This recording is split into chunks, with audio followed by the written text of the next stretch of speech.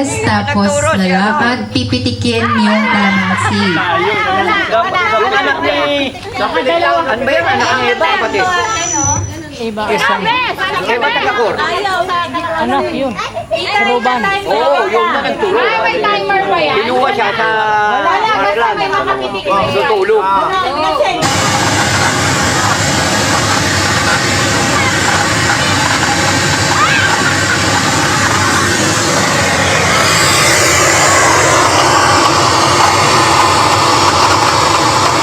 Ginalaw ni Gabriel. Napindot. Ginalaw ni Gabriel. Hindi isang output lang. Hello? Pinindot namin. Wala kayo. Pinindot. Hindi Tingnan, pila na. Okay, so, kung sino ang makapitik ng kalamansi, may prize galing kay Nanay Lynn. Ano? Pipitikin mo lang yan eh. Pipitikin mo.